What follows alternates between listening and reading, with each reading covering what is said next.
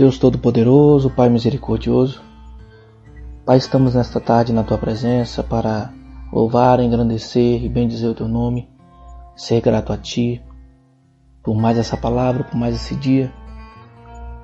Pai, estamos aqui unicamente para a glória do Teu nome através da Tua palavra, buscando a cada dia mais, Pai, alimentar o nosso espírito de acordo com a Tua justiça, com a Tua vontade, com a Tua verdade. Buscando cada vez mais, Pai, estar firmado na Tua palavra, vivendo dia após dia debaixo das Tuas mãos potentes, seguindo, Pai, a Tua verdade, vivendo a Tua verdade, ouvindo a Tua verdade, alimentando, Pai, a cada dia mais o nosso espírito pela fé que vem pelo ouvir a palavra e a palavra verdadeira que vem do Teu Evangelho. Nos fundamente, nos oriente através do Teu Espírito Santo, para que nós possamos não só ouvir, mas praticar, para que nós possamos não só ouvir, mas viver e externar isso dia após dia nas nossas ações, pensamentos, atitudes, para conosco e para com os nossos familiares, para com nossos irmãos em Cristo Jesus e para com o mundo, para que o mundo possa ver o reflexo de Cristo nas nossas vidas e para que nossas vidas venham ser palco da glória e da grandeza do Teu reino. É isso que eu te peço, Pai, e te agradeço no nome de Jesus Cristo. Amém e amém.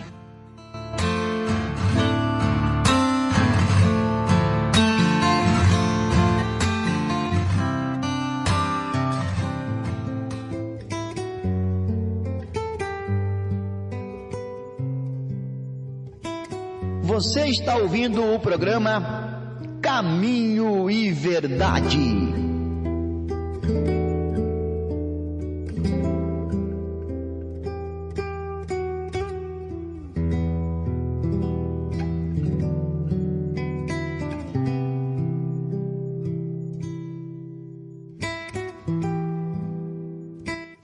Irmãos, então vamos iniciar o nosso estudo de hoje. Eu quero convidar você a abrir a tua Bíblia.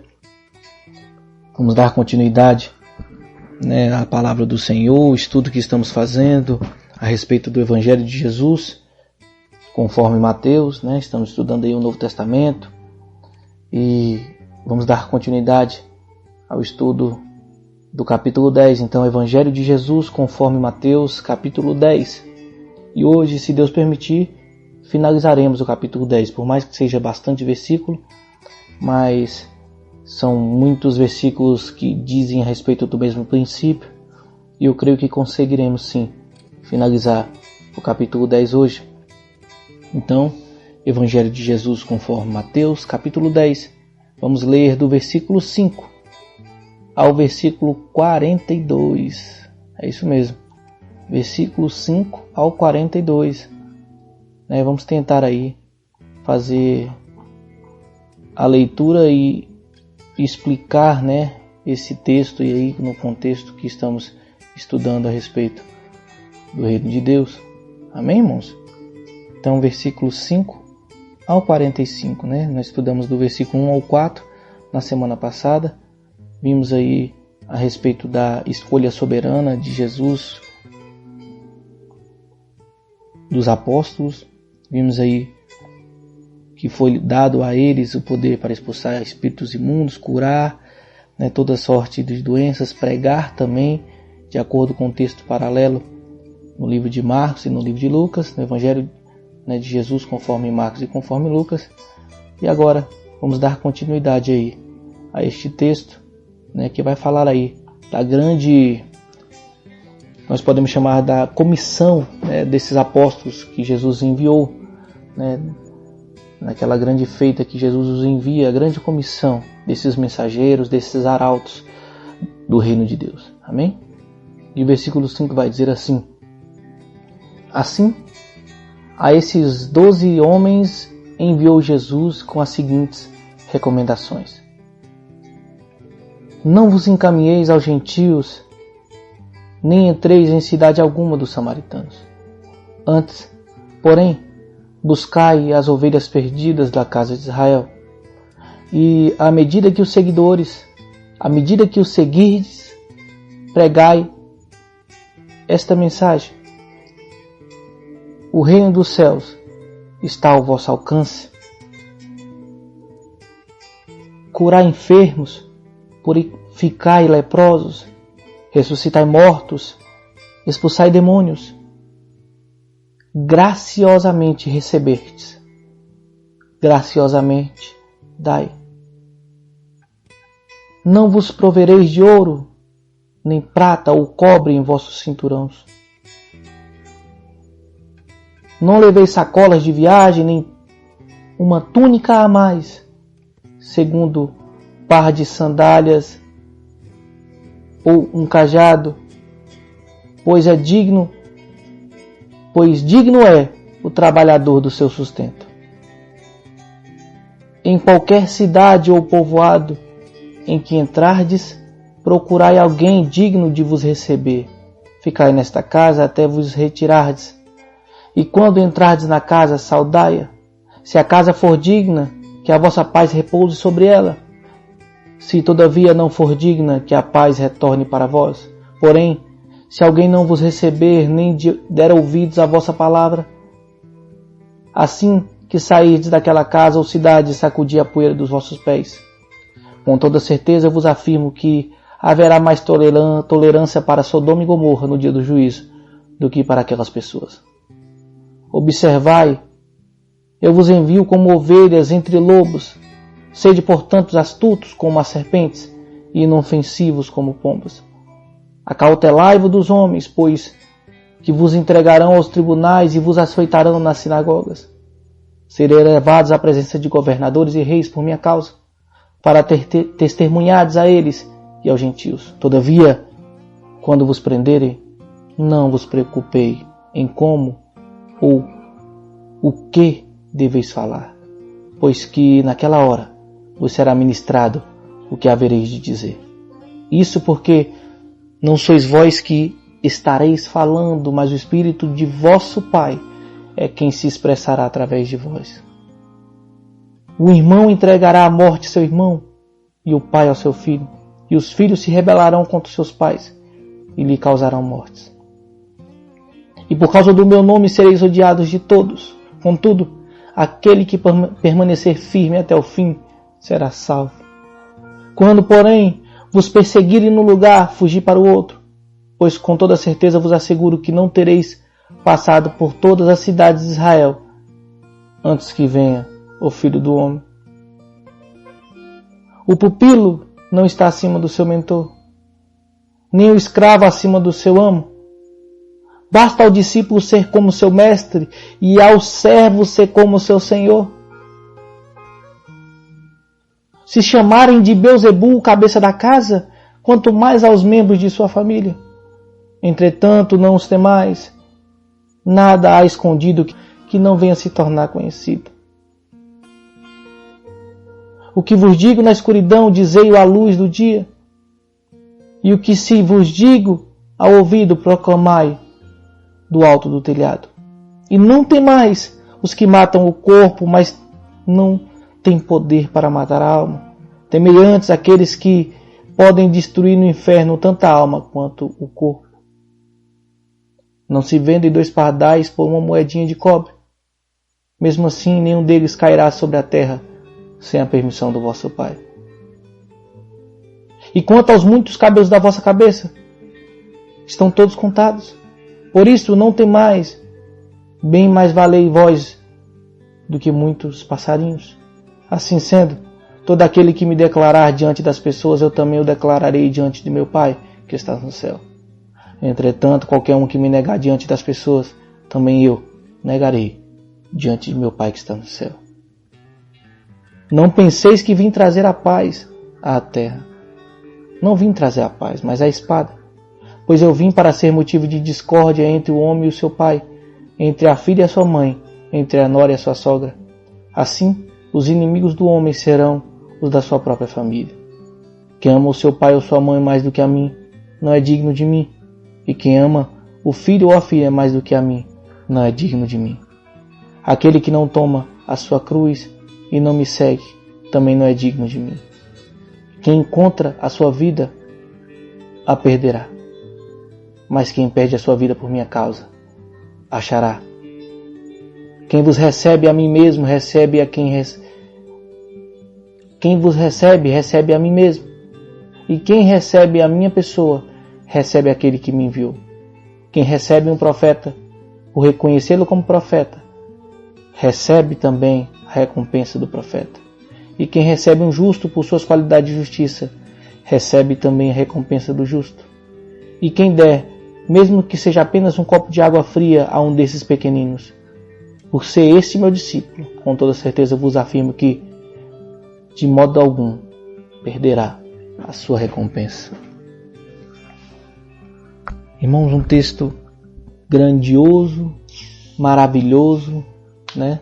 Que expressa grandiosamente a qualidade e a tarefa para a qual os discípulos foram separados, né? Os apóstolos ali.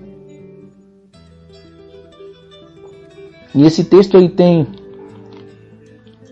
tem cumprimento naquele momento e posterior também, né? Ele é um texto que ele se aplica tanto ao contexto daquele momento que Jesus fala, quanto ao contexto geral. Nós temos que lembrar que a palavra de Deus ela é viva, né?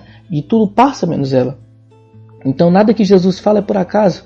Ele vai dar uma ordem naquele momento, mas que se aplica também a todo uma posterioridade a respeito de princípios. Como assim, pastor? Nós vamos estudar aqui que ele deu uma ordenança de pregação e exposição da palavra num contexto exato de Israel naquele momento, mas que o princípio dessa pregação e a maneira como se portar nesta pregação, ela se aplica a todos os que se dizem filhos de Deus e a todos os tempos que passaram, que são e que serão até a vinda de Jesus. Esse texto é grandioso, irmãos, e ele vai falar justamente de Jesus comissionando os seus apóstolos, os seus discípulos, né, aqueles a quem ele escolheu para pregar a palavra dele. Jesus Cristo ele é claro em suas palavras aqui, e desde o início, né, do capítulo 10 ele vai nos mostrar que ele deu poder, ele envia a pregar, ele ora antecipadamente, ele os escolhe divinamente, ele dá autoridade pela pessoa de Jesus, pelo nome de Jesus. E agora esses 12 apóstolos eles são enviados a fim de proclamar a mensagem do reino. E Jesus cria normas, diretrizes para esses apóstolos, esses homens enviados, chamados por Jesus. E do versículo 5 ao 15 ele dá instruções que eram necessárias, que são necessárias para aqueles homens.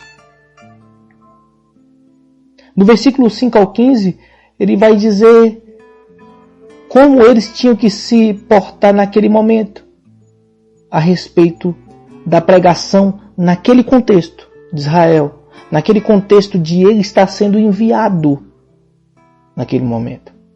Como eu disse, o texto ele tem um contexto e tem uma aplicabilidade imediata naquele momento, mas também tem um princípio de aplicabilidade para todo sempre até a vinda de Cristo.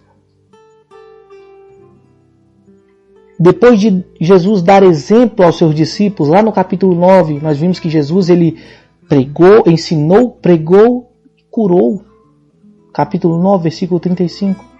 Agora Jesus, depois de ensinar como faz, pregar e curar, ele manda em comissão os seus apóstolos.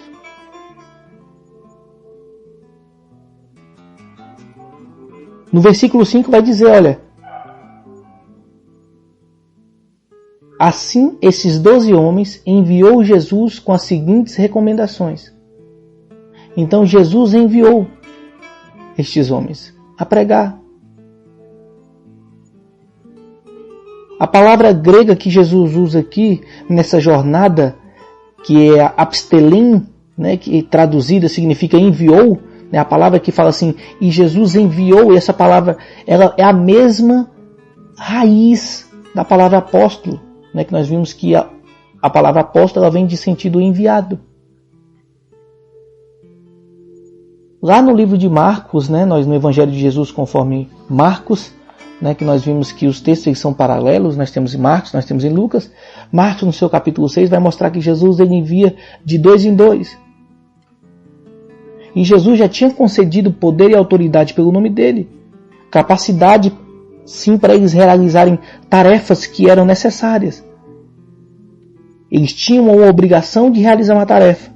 E Jesus os capacitou, dando autoridade, dando capacidade, dando direito de eles realizarem no nome de Jesus. E aí, neste mesmo versículo, Jesus dá uma direção a eles. Então entenda, neste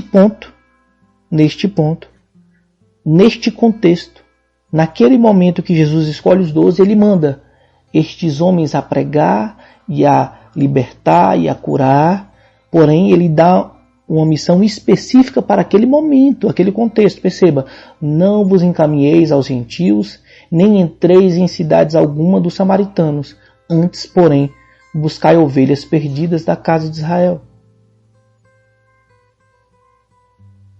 E esta foi a missão naquele momento, irmãos, de Israel para Israel. Perceba, nós temos que lembrar que, nós já estudamos aqui, inclusive, que a Galileia era chamada de Galileia do Gentio porque era rodeada por nações pagãs de todo lado. Israel, ela tinha nações pagãs em todas as suas fronteiras, exceto no lado sul. E os apóstolos aqui, eles não foram mandados para evangelizar naquele momento os gentios, mas as ovelhas perdidas da casa de Israel. E isso parece um pouco contraditório, porque nós vemos que a palavra era para todo o mundo, não é? Mas nós temos que entender que aquilo foi um contexto inicial.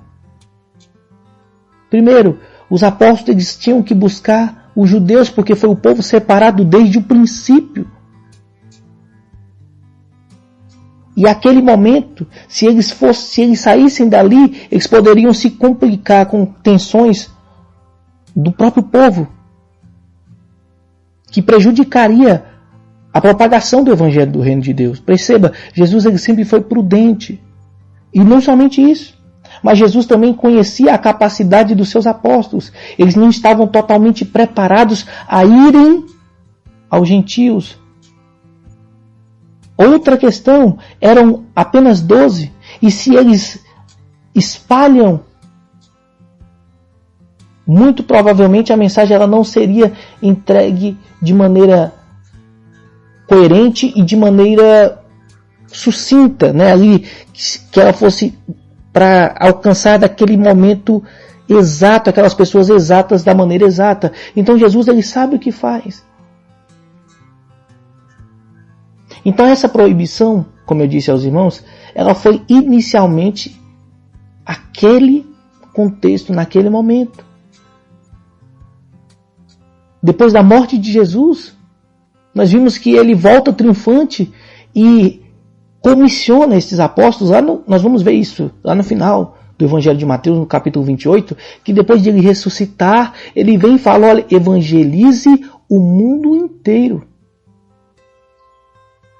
Mas naquele momento, Jesus sabe que os apóstolos tinham que evangelizar aquele povo, que era o povo judeu, de Israel para Israel.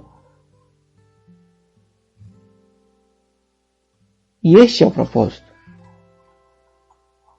Jesus ele é claro, ele sabe o que faz.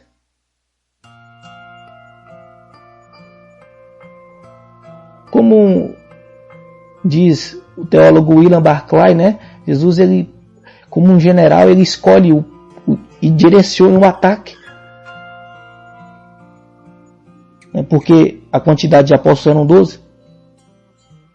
E quando você se junta para fazer algo escalado e planejado, você alcança um êxito mais forte, mais rápido. Não é verdade?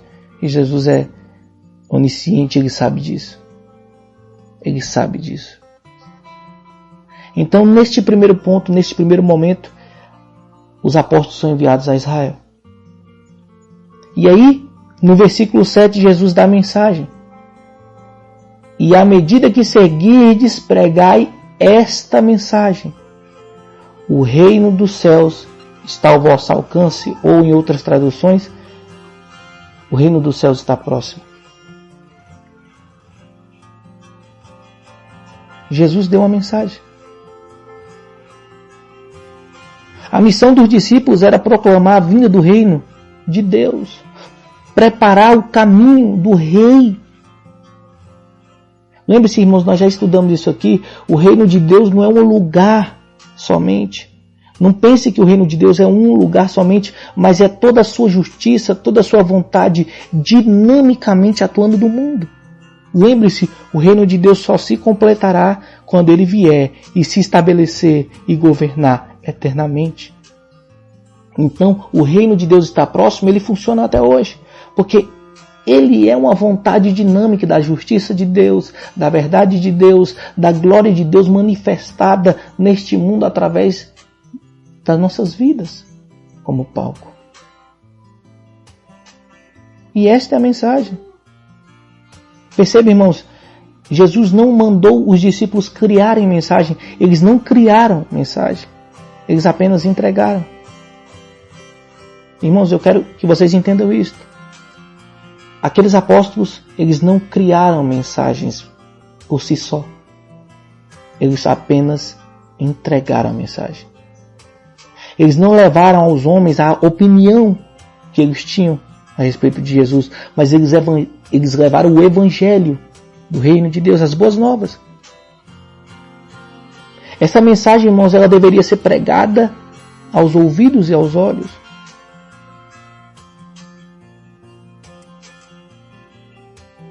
E isso aqui, irmãos, ela tem uma aplicabilidade não somente no contexto, mas em toda a nossa vida até a vinda de Jesus. A nossa função não é levar nossa opinião. A nossa função é entregar a mensagem da palavra de Deus. A nossa função não é criar um evangelho novo, mas sim pregar o evangelho de Jesus, as boas novas do reino de Deus.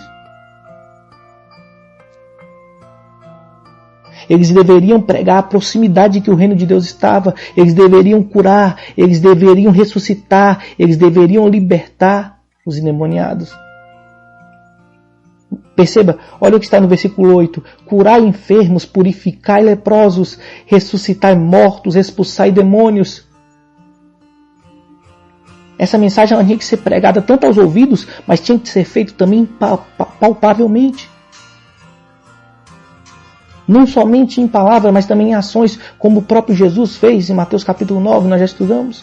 A cura, a libertação, ela faz parte do evangelho. Perceba, irmãos, Jesus ele veio para libertar os cativos do pecado, de todas as angústias. Ele veio para libertar os oprimidos do diabo, desfazer as obras do diabo, o reino de Deus. Ele é grandioso e ele abrange tanto palavras e ações.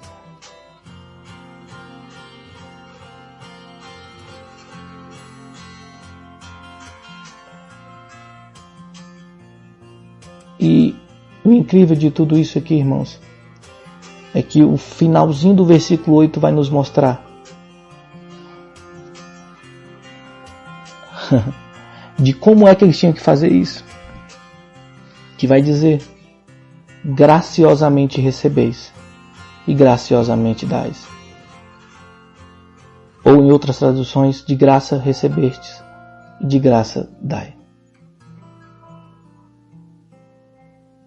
Tudo isso, irmãos, que esses apóstolos deveriam fazer era para ser feito sem dinheiro ou recompensa. A capacidade dos apóstolos, elas não tinham sido compradas, irmãos. Então, como a capacidade não tinha sido comprada, a mensagem também não devia ser vendida.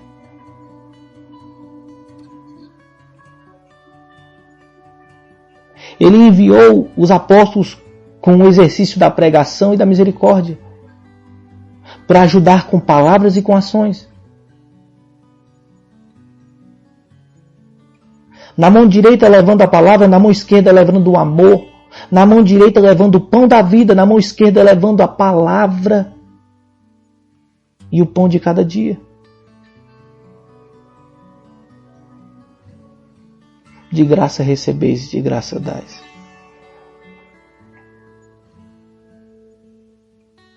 Eu e você, irmãos, fomos comprados não por ouro e por prata, mas pelo sangue de Cristo. É por Ele, é pelo sacrifício dele que nós estamos aqui hoje, buscando a santificação, sem a qual ninguém verá Deus, e crendo que quando Ele vier, nós estaremos juntamente com Ele.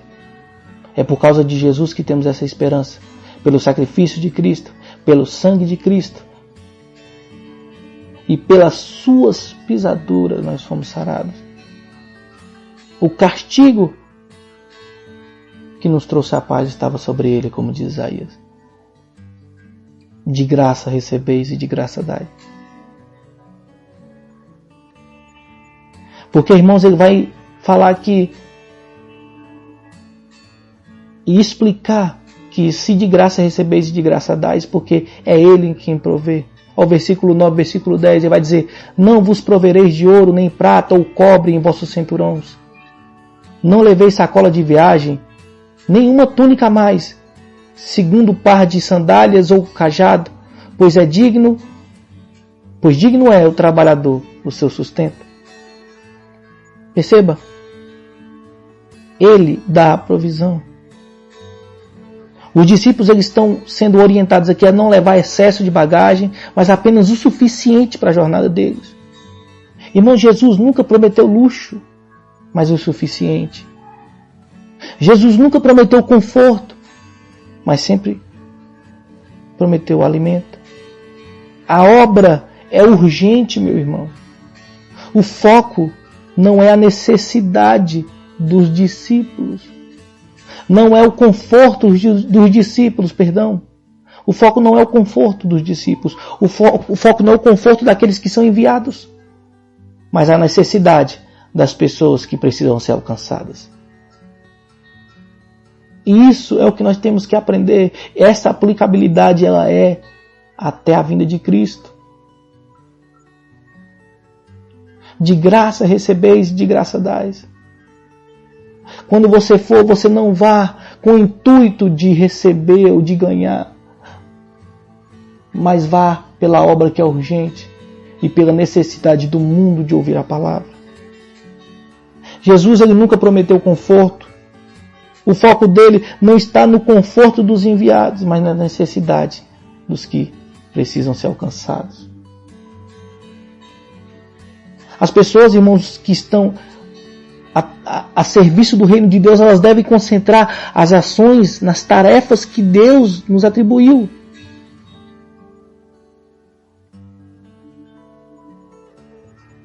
Jesus não promete aqui luxo, mas provisão. Ele promete prover.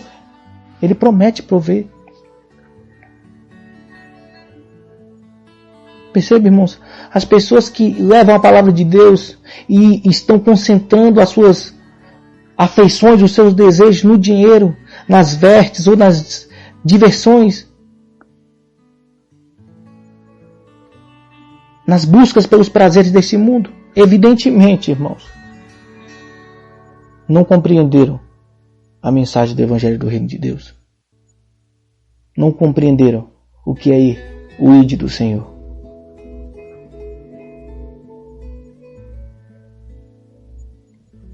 Aqui Jesus está deixando claro que aquele que vive pela justiça de Deus, ele deve confiar em Jesus, que é o provedor, e não na provisão. Percebe, irmãos, eu não estou dizendo aqui que nós não deveremos ser prudentes, mas confiar no provedor e não na provisão. Muitas pessoas, irmãos, elas confiam no que têm. E é o que Jesus está dizendo aqui. Não leve dinheiro, ouro, prata, ou túnica a mais, ou sapato a mais, porque digno é o trabalhador do seu sustento. Porque Jesus ele vai prover o que é necessário.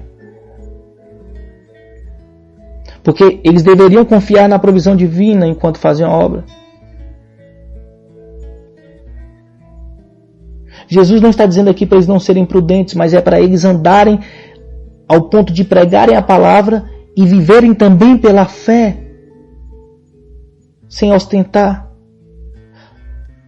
Quantas pessoas, irmãos, hoje nós estamos passando por essa época de pandemia, num contexto terrível para a humanidade.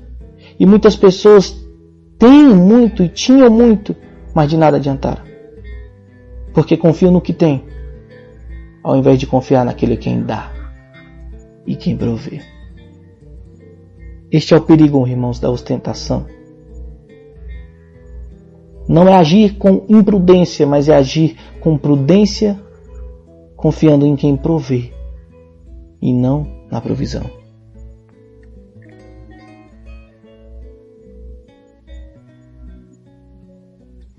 Esta é a mensagem que Jesus nos mostra aqui. E aí, irmãos, ele vai enviar a estratégia desses discípulos de abordar naquele contexto agora, Israel. E também, irmãos, na aplicabilidade da pregação no seu sentido total.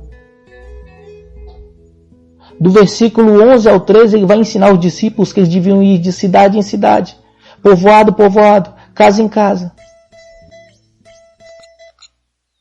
Eles que foram escolhidos pelo próprio Deus divinamente, deveriam ir para as famílias, para levar as bênçãos de Deus, mas não todas, percebam, aquelas que eram dignas. Olha o versículo 11 ao 13. Em qualquer cidade ou povoado em que entrardes, procurai alguém digno de vos receber. Ficai nesta casa até que vos retirardes. E quando entrardes na casa, saudai-a. Se a casa for digna, que a vossa paz repouse sobre ela. Se todavia não for digna, que a paz retorne para vós.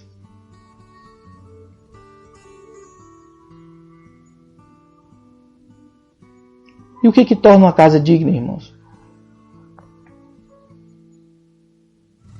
Ele já falou, vá de cidade em cidade, de casa em casa, de porta em porta, de povoado em povoado. E procurem casas que são dignas de receber. E o que torna uma casa digna? O que torna uma pessoa digna? O que torna uma população digna de receber o Evangelho? É fácil, irmãos. É a prontidão em receber a mensagem.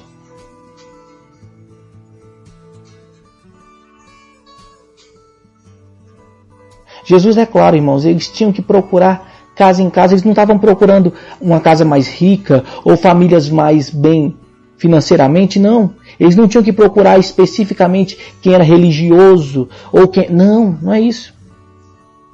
O dever deles era procurar casas dignas de recebê-los. E o que torna uma casa digna? Uma casa que está aberta para ouvir a mensagem de Deus. Porque, irmãos, se ela está aberta para ouvir a mensagem de Deus, é porque ela tem fé. E se ela tem fé, é porque a fé vem de Deus. Ele é o autor e consumador da nossa fé. E aí Jesus vai mostrar que, naquele contexto, eles tinham que ser sensíveis à cultura do povo. Preste atenção. Quando entrar na casa, saudai-a. Fique nesta casa até que vocês vão embora. Porque aquele povo, irmãos, ele tinha uma cultura. A hospitalidade naquela época no Oriente, tanto dos judeus ali, era um dever sagrado. Quando chegava uma visita, eles pediam para lavar os pés, ofereciam comida, né? O sustento daquela pessoa era de acordo com a provisão daquela casa. Então, Jesus, além de enviar com a mensagem, mostrar que as pessoas tinham que estar de portas abertas para ouvir a mensagem, porque, percebe, irmãos, Jesus está sendo claro aqui. O pregador ele não poderia violentar a cultura do povo ali para pregar a palavra, e nem tentar invadir para pregar a palavra, não. Ele tinha que anunciar a palavra dentro daquele contexto cultural. Você tem que entrar naquela casa. Você não precisa, fique na casa até você sair da cidade. Não fique pulando de casa em casa procurando algo melhor, não. Fique naquela casa. Pregue a palavra naquela cidade, mas fique na casa. Respeite a cultura. Porque pregue seria desrespeito ficar pulando de casa em casa. Saude aquelas pessoas. Coma o que eles lhe derem. O contexto cultural é necessário. O versículo 13, na parte final, ele vai dizer, dê a paz, e se a paz não for, e se aquela casa não for digna, a paz vai retornar para vocês. Aí o versículo 14, porém, se alguém não vos receber nem der ouvidos, as vossas palavras, assim que sairdes daquela casa ou da cidade, sacuda a poeira dos vossos pés. Então perceba, irmãos, Jesus ele não manda ninguém invadir a casa de ninguém. Aqueles que fossem abertos a ouvirem a palavra é porque a fé estava ali, porque Jesus é o autor e consumador. Mas aqueles que rejeitassem ouvir a palavra, os apóstolos não deveriam permanecer, pelo contrário, deveriam seguir adiante. O apóstolo Paulo, nas suas cartas, ele ora por portas abertas.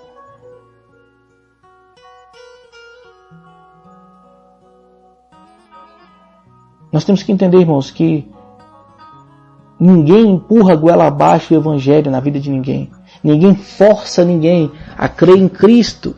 A fé ela vem pelo ouvir, o ouvir pela palavra. E isto tudo é dom de Deus. Não é por mim, por você. Porque se dependesse de mim e de você, ninguém ouviria a Jesus pelo pecado.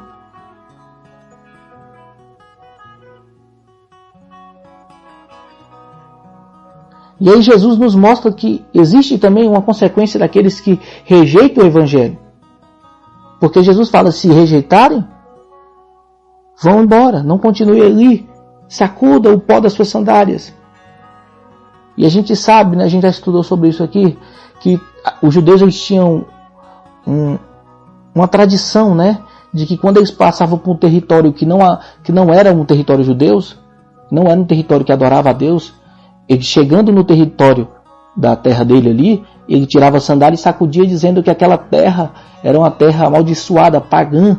Então é que Jesus está falando, olha, quando você sair dali, sacuda a sandália. Eles rejeitaram o Evangelho. Eles não acreditam. Eles não têm fé. Considere esse povo pagão. Isto é um gesto, irmãos, dos judeus de um desfavor.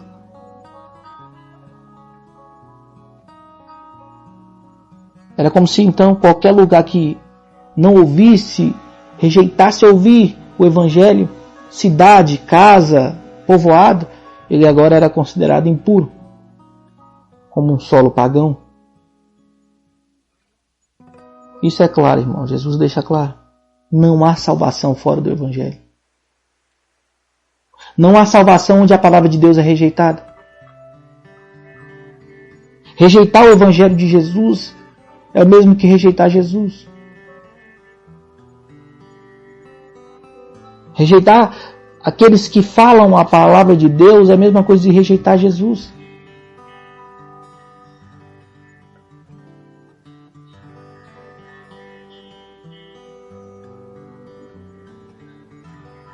E ele vai dizer, percebe, irmãos? Versículo 15, com certeza vos afirmo que haverá mais tolerância para Sodoma e Gomorra no dia do juízo do que para aquelas pessoas. Nós sabemos bem o que é Sodoma e Gomorra, né? Nós lembramos sim daquela história lá no livro de Gênesis, onde Deus destrói aquela cidade que vivia debaixo de iniquidade, ao ponto de quererem abusar até de anjos que foram à casa de Ló para orientá-los a sair da cidade. E Jesus está dizendo aqui que vai ter mais compaixão, haverá mais tolerância. Tolerância. A cidade de Sodoma e Gomorra. do que para a pessoa que rejeita o Evangelho.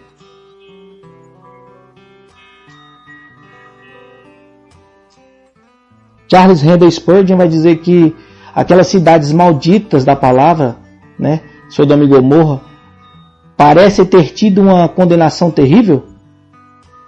Então, vocês não ouviram a palavra direito, porque a porção não será tão insuportável quanto daqueles a quem o Evangelho é pregado com toda a liberdade e ainda assim não recebem a mensagem, não ouvem a mensagem nem seus mensageiros.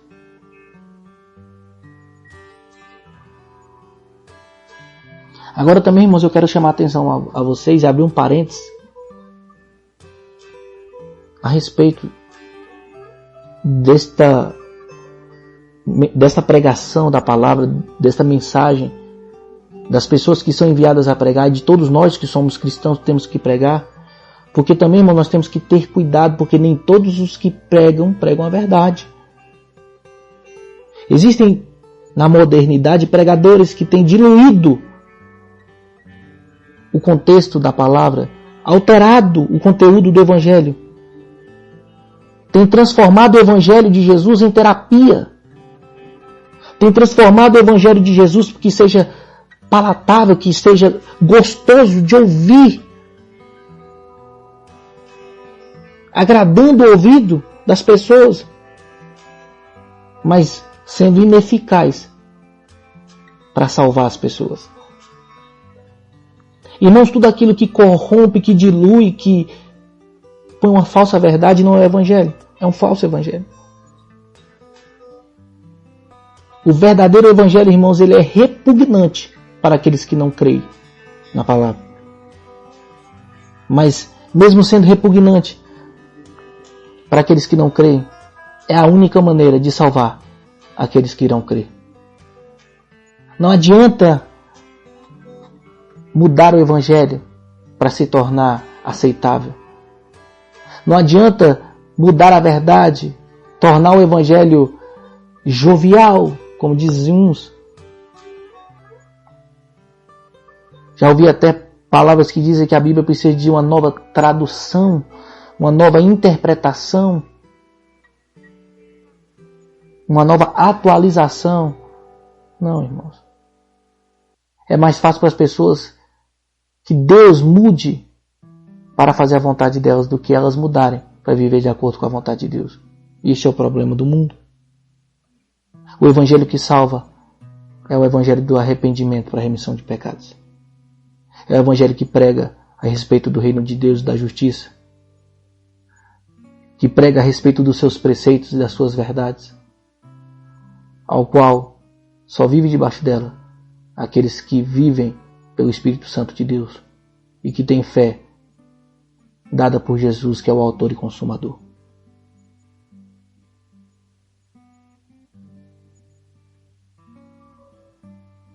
Então, irmãos, nós temos que receber a palavra de Deus? Sim.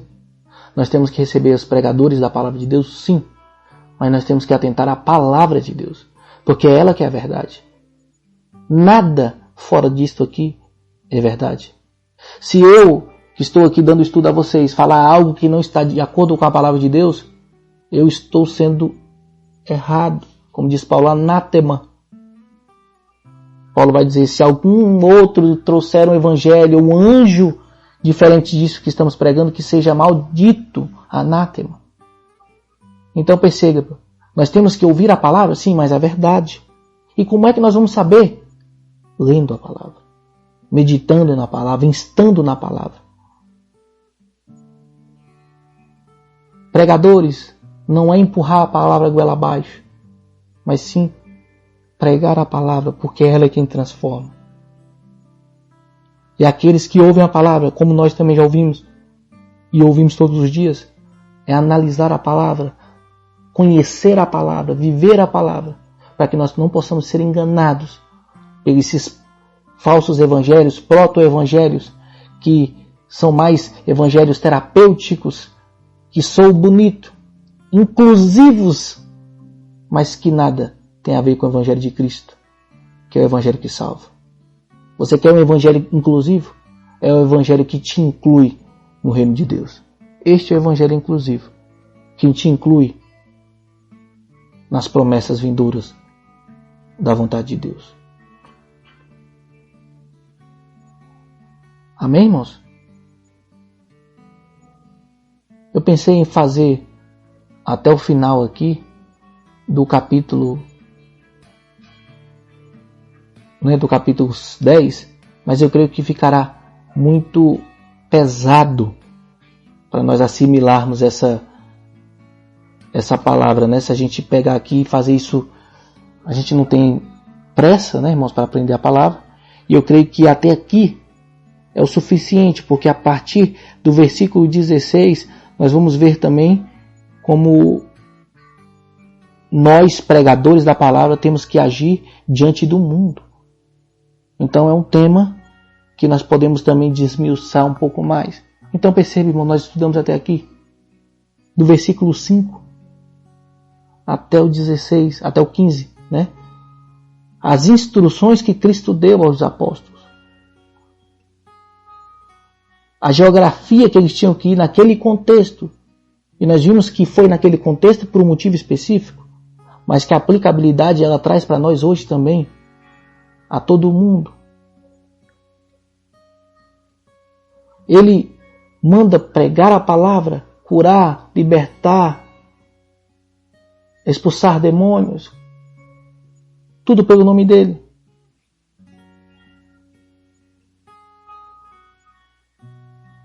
Além da pregação, a misericórdia. Além da palavra, a ação. É a palavra de Deus, o evangelho, que ele é dinâmico. Ele fala da provisão, ele promete, irmãos, nos suprir naquilo que é necessário. Mas que nós temos que confiar nele, na provisão dele, não na provisão em si, mas em quem provê, que é ele. Não colocar nossas afeições no luxo, no dinheiro, nas vestes, nas diversões, nos prazeres. Ele não promete, irmãos, a nós, servos dele. Ele não promete a nós luxo, conforto, pelo contrário. O foco não é o conforto, mas sim aqueles que necessitam de ouvir a palavra. E é isso que ele está dizendo.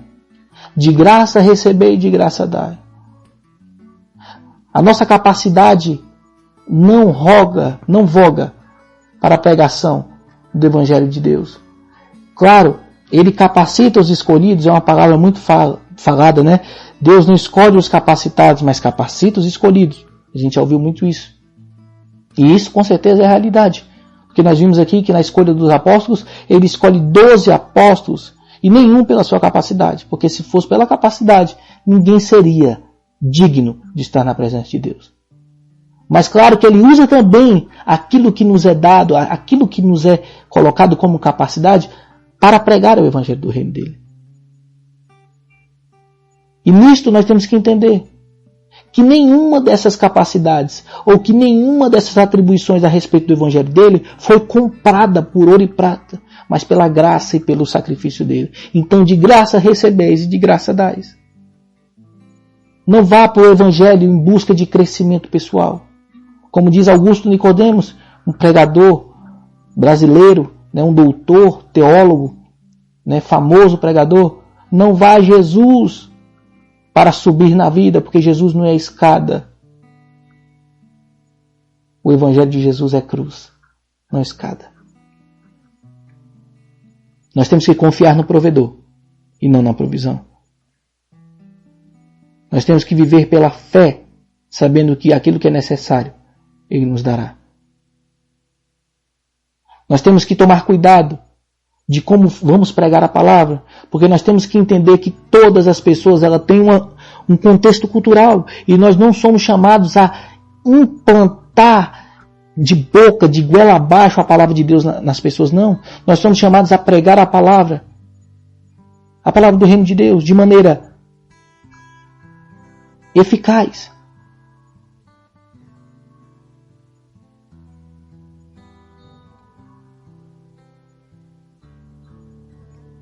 de maneira pacífica.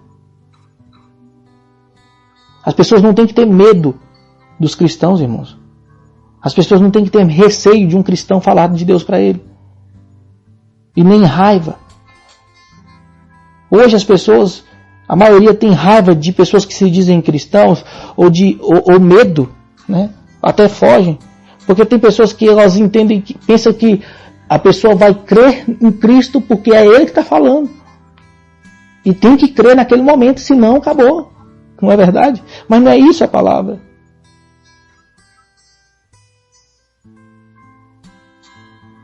Aqueles que ouvirão a palavra, irmãos, é aqueles que são dignos de ouvir pela fé de Jesus, que é o autor e consumador. E quando nós virmos isso, nós temos que entender do aspecto cultural daquela pessoa. Não buscar pessoas que se acham dignas, mas buscar pessoas que são dignas de verdade, que ouvem a palavra de Deus.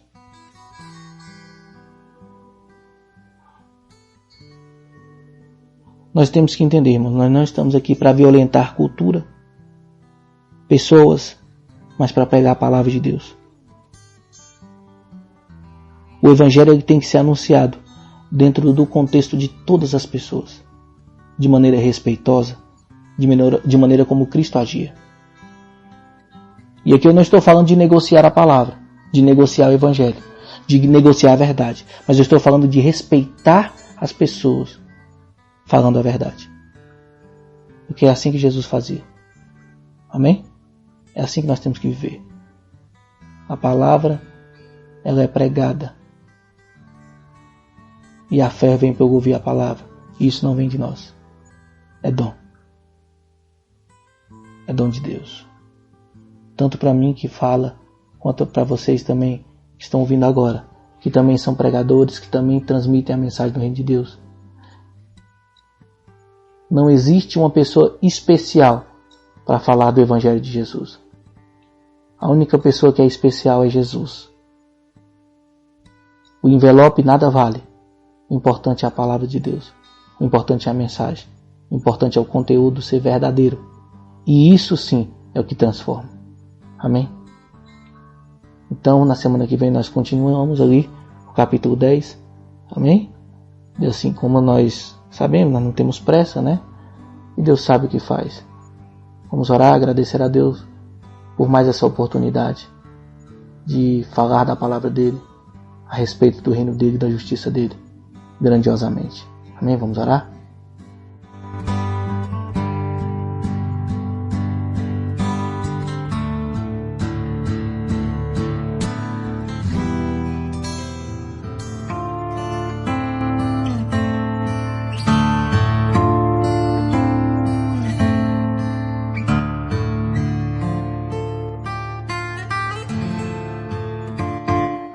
Deus, Pai Todo-Poderoso, maravilhoso, misericordioso. Pai, estamos aqui na Tua presença nesta tarde só para Te agradecer, meu Deus. Te agradecer por cada palavra aqui dita, pelo Teu Espírito Santo a quem nos convence do pecado, da justiça e do juízo, aquele que nos guia e que nos instrui para nos fundamentar cada vez mais na Tua palavra. Pai, que tudo que aprendemos aqui, Pai, possa estar no nosso coração, que nós possamos, Pai, pregar a verdade de maneira verdadeira, crendo em Ti, Pai, que é o provedor, crendo em Ti, Pai, que é o autor e consumador da fé, não em busca de crescimento pessoal, mas em busca do crescimento do Teu reino, não em busca de conforto, mas em busca daquelas pessoas que necessitam de ouvir a Tua palavra. Porque estamos, Pai, ansiosos para que se cumpra o Teu reino e para que o Senhor venha, estabeleça e que nós possamos estar contigo, Pai, lado a lado, sem tristeza, sem dor, sem choro, mas tudo isso, Pai, nós somos gratos a Ti pelo Teu sacrifício, pelo Teu sangue vertido na cruz, sem o nosso merecimento, pela Tua graça, pela Tua misericórdia, por sempre nos manter, Pai, e pedir, esteja conosco. Livre-nos, Pai, do homem e da mulher do coração enganoso. Instrua-nos na palavra. Livre-nos, Pai, de todo falso evangelho, de tudo aquilo que agrada os nossos ouvidos, mas que não agrada a Ti, de tudo aquilo que agrada o nosso ego, mas não agrada a Ti, de tudo aquilo que agrada a nossa carne, mas não agrada a Ti. Livra-nos, Pai, de nós mesmos, do nosso coração enganoso. Proteja-nos, Pai. Sê conosco. Em nome de Jesus. É isso que eu te peço, te agradeço. Amém e amém. A todos os irmãos, um forte abraço. Que Deus abençoe vocês grandemente. Graça e paz a todos. E até a próxima segunda-feira, se assim Deus permitir. Fique agora com o hino. Até a próxima segunda.